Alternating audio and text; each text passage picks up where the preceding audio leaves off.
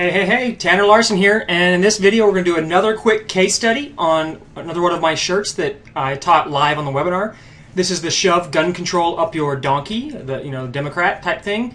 This is definitely a political, more political shirt. I learned a little bit about how Facebook reacts to that as well. I'll tell you that in a minute. This shirt did pretty well. We sold 108 with a goal of 100 for $17.95, which was a unique price point. Normally I say 16 something or 16 something like that, right? I wanted to try $17.95 because this was a 3-color shirt. 3-color screen printing. The shirt cost was around $10.75 per shirt, so I had to mark it up to be able to still get a profit. So had I been able to make this maybe a 1 or 2 color shirt, my profit would have been much higher. A couple of things to note about this campaign. This campaign went live on Tuesday night, Tuesday the 20th, I believe. Yeah, that's right, Tuesday the 20th. And I went out of town Wednesday night. Yeah, we drove to San Antonio Wednesday night. So part of the problem was, due to a miscommunication between myself and my virtual assistants, we didn't really get any posts scheduled during that time that I was gone.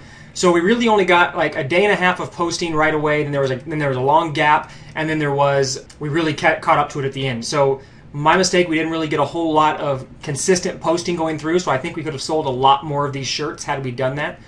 I did get an ad approved to run this shirt, and I'll show you that in a second.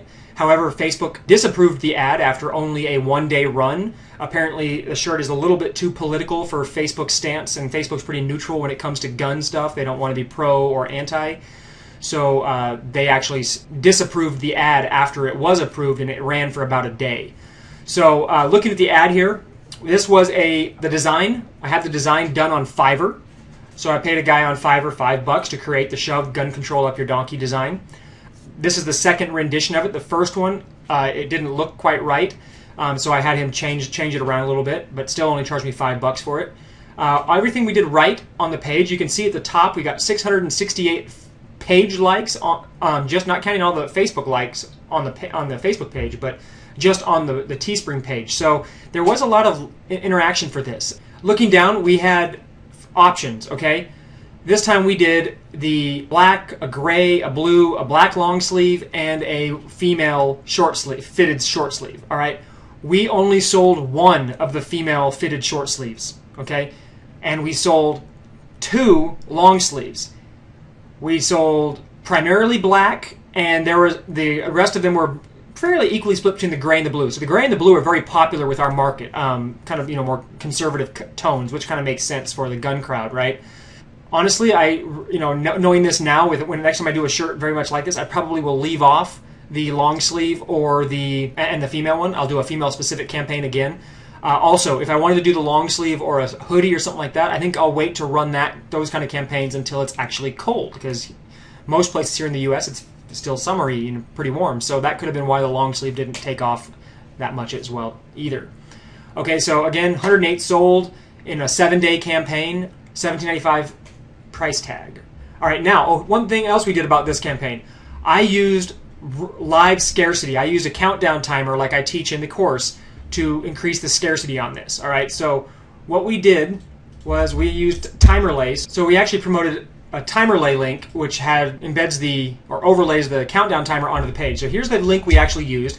It would load the Teespring page, but you saw the countdown disappear, and it would redirect them to a sold out page, which would say, hey, the limited edition t-shirt you were looking for has sold out in your email address.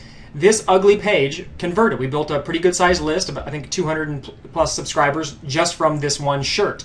Okay, so even with, negligible posting and kind of, miscommunication on my part, it still did pretty well. So with that, let's go ahead and look at the numbers. Okay, so on this shirt, with the 3-color shirt, again, our profit was slightly less, but we still earned $915.79 on the shirt. All right. Now, I did run an ad, like I said. This ad, legally armed and proud of it, limited edition t-shirt, says it all. Get yours for $17.95. So I called out the price right there. This was I used the Power Editor to create a link ad. So I created a link ad using the Power Editor feature. And you can see it got likes, comments, a few shares. But this way, I was focusing on link clicks, okay? These right here.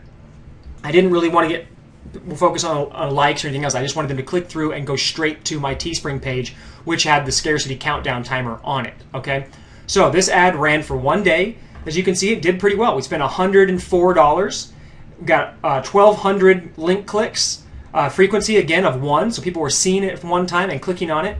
Total of 1,500 clicks. That includes clicks that went over to the Facebook page or likes and things like that. But the good thing is you can see we had a very high link click ratio, which is what we want. We want people to click the link that takes them to the buy page, not people who click other stuff. Click-through rate, 5.4%, so pretty darn good click-through rate. People really liked the ad. I have no doubt that if Facebook had not disapproved this ad after it had already been approved, we would have sold several hundred shirts because the conversion rate, the click-through rate, everything was really good here. But again, we only got it to run for 1 day before Facebook shut us down. Now, on this ad, we used some enhanced image tricks on the Facebook posting that we did. So you can see here we have a picture of a girl wearing a similar shirt. It wasn't the exact same shirt. It was a previous shirt. And she's actually holding an AR-15, so it's a niche-specific image of the shirt. And we built a list of 240 people. We sold 100 and some odd shirts. All in all, a pretty good campaign. Now I've got, not only do I have a list in Teespring of 108 new people that I can email to for the next shirt that I release, but I also have 240 people on my real email list and GetResponse that I can market to other products, my other gun products, other affiliate products, Amazon products, as well as notifying them of shirts as I release them. So you got to remember, guys, when it comes to a campaign, the front end is not all that it's about. Okay, it's not all about just making the profit. Okay, even if you have a campaign where you only sell 10 shirts and it still goes to print, great.